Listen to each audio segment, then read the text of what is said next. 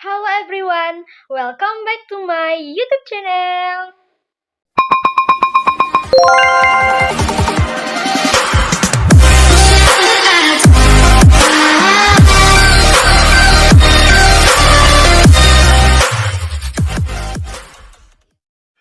Oke teman-teman semuanya, pada video kali ini kita akan membahas mengenai psikologi sastra. Nah, sebelum kita membedah suatu karya sastra dengan teori ini, kita harus terlebih dahulu memahami teori psikologi sastra ini. Teori psikologi sastra ini merupakan suatu kajian karya sastra yang memandang karya sastra itu sebagai aktivitas kejiwaan.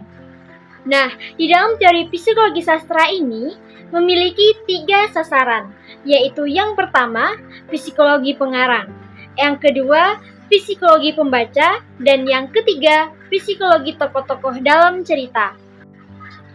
Selain itu, pada kajian teori ini, yang dibahas pada novel bukanlah teksnya, melainkan yang disebut ego, superego, dan juga ID. Oke teman-teman semuanya, pada video kali ini, kita akan membahas mengenai psikologi sastra. Nah, sebelum kita membedah suatu karya sastra dengan teori psikologi sastra ini, alangkah lebih baiknya kita terlebih dahulu memahami apa itu teori psikologi sastra. Nah, pada teori psikologi sastra ini memiliki 3 sasaran. Yang pertama, psikologi pengarang, yang kedua, psikologi pembaca, dan yang ketiga, psikologi para tokoh. Yang pertama, psikologi pengarang. Nah, psikologi pengarang ini disebut juga pendekatan ekspresif, yang mana pendekatan ekspresif ini mengkaji aspek psikologis sang penulis ketika melakukan proses kreatif yang terproyeksi lewat karyanya, baik penulis sebagai pribadi maupun wakil masyarakatnya. Yang kedua, yaitu psikologi pembaca. Nah, psikologi pembaca ini dikenal dengan pendekatan reseptif pragmatik yang mengkaji aspek psikologi pembaca sebagai penikmat karya sastra yang terbentuk dari pengaruh karya yang dibacanya, serta proses resepsi pembaca dalam menikmati karya sastra itu. Dan yang ketiga, yaitu psikologi tokoh dalam sebuah cerita. Pendekatan ini disebut dengan pendekatan tekstual yang mengkaji aspek psikologis tokoh dalam karya sastra tersebut. Nah, teman-teman, di dalam membedah suatu karya sastra dengan teori psikologi sastra ini, yang dibahas bukanlah teksnya, melainkan ego, superego, dan juga ID. ID merupakan hal yang mendasari personalitas seseorang. ID dapat dipresentasikan sebagai kebutuhan dasar ilmiah manusia. Contohnya makan, minum, dan lain sebagainya. Selanjutnya ada ego. Ego adalah berurusan dengan kenyataan atau realita. Berusaha memenuhi keinginan ID dengan cara yang dapat diterima secara sosial. Misalnya, dengan menunda keputusan dan membantu menghilangkan ketegangan yang dirasakan ID jika keinginan tidak segera dipenuhi. Ego mengerti bahwa orang lain juga memiliki kebutuhan dan keinginan. Oleh karena itu, menjadi egois dalam jangka panjang bukanlah hal yang baik. Selanjutnya ada superego, yaitu aspek moral yang diterima secara sosial.